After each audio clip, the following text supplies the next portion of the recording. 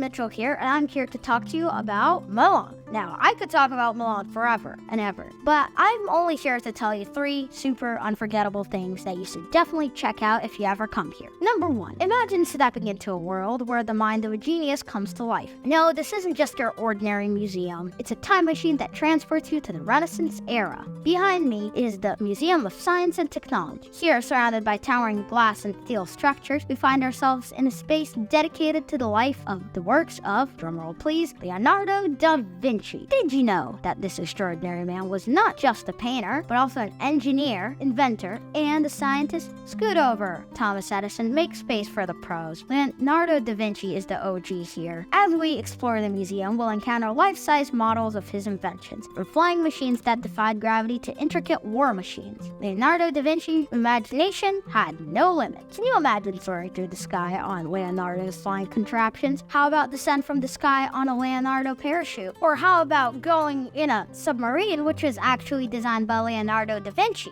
While Leonardo is known for his paintings like Mona Lisa, The Last Supper, and multiple more, artistic talents extended far beyond the canvas.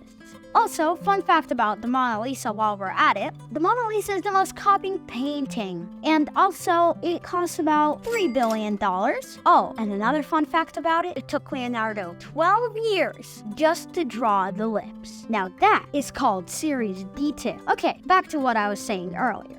Here, we can appreciate the meticulous drawings of human anatomy and his detailed sketches in magazines. Apparently, Mona Lisa wasn't his only drawing of a person. It's fascinating to see how his artistic eye influenced his scientific pursuit. See, the museum is a treasure trove of scientific marvels. You'll find everything from ancient musical instruments to modern-day submarines. Also, there's even a section dedicated to space exploration. This is a place where history and technology intertwine, which makes it a great place to come. But see, the museum is not only just looking around and admiring Leonardo's great work, or wondering how NASA built a space shuttle, or even looking at the submarine. You can interact with objects here. You can try your hand at building a bridge, operating a crane maybe? Or how would you feel about simulating a flight? Oh, back to Leonardo. He was not only a painter, he was also an anatomist, an illustrator, and an accomplished musician and poet. He had so many talents, which makes him a universal man. Fun fact about Leonardo here, he was born on April 15th, 1452. Leonardo was the illegitimate son of an important and well-respected notary, but his mother, on the other hand, was a peasant woman whose name was Caterina. For this reason, he was not raised by his parents, but instead raised by his paternal grandfather in the city of Venice,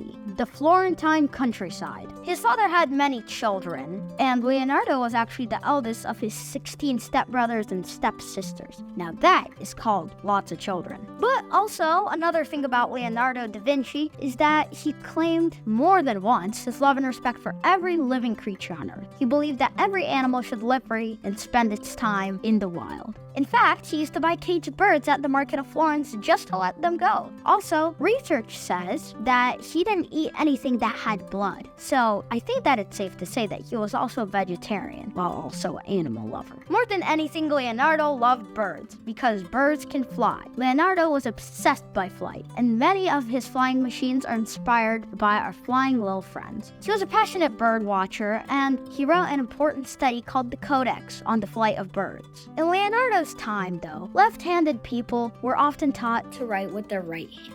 But the genius Leonardo never went to school. It's a shocking fact, but it's true. So, being left-handed, he started writing from right to left, in the way that came most naturally to him. He wrote in mirror script, making his notes difficult to read and decipher to others. Another thing that was at the time of Leonardo da Vinci, it was believed that the heart served only to warm the circulating blood. Following his anatomical studies, though, he understood its true function, namely that of pumping blood throughout the body. Some anatomical structures can be found in the heart, such as Leonardo's card, named after, you guessed it, Leonardo da Vinci, in honor of his discovery, actually. He criticized palmistry, though, proposing to check if, by chance, the lines on the palms of the hands resemble the dead in battle. There's only one known portrait of Leonardo da Vinci, and it's the famous self-portrait with a long beard when our artist was now elderly. He was also passionate about botany and studied vascular structures of plants and the relationship between plants and water for a long time. Until then, it was believed that plants fed on Earth, which doesn't sound right now. But by carefully observing the trunks, he was actually the first to understand the relationships between the age and the rings of trees. His notebooks contain a wealth of ideas and inventions, many of which that were far ahead of their time. Now that is number 1, going down to number 2 now.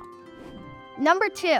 Welcome to Milan, Duomo di Milano, the heart of Milan, surrounded by a forest of spires that pierce the sky. This is a colossal cathedral that has left people breathtaken and amazed for centuries. Construction began in 1386 and wasn't fully completed until 1906, a span of over 500 years. Unfortunately, the final design didn't fully realize the original version. No wonder the Duomo attracts over 40,000 visitors at a time, making it one of the world's most popular attractions. Now, a closer look at the exterior. Let's start our virtual tour from the outside to begin. The facades of the cathedral is a masterpiece of Gothic architecture, decorated with thousands of intricate statues and spires. It is like a frozen fairy tale, a symphony of stone. The roof is a world itself. Its labyrinth of spires, gargoyles, and breathtaking views from the city. Now, pay attention everyone. This is the largest marble structure in the whole entire world. 180 architects, sculptors, and artists built and decorated the cathedral. But as we enter the cathedral, we are enveloped in serene atmosphere. The interior is a huge space as we enter inside, filled with natural light that streams through the stained glass windows. These windows, masterpieces themselves,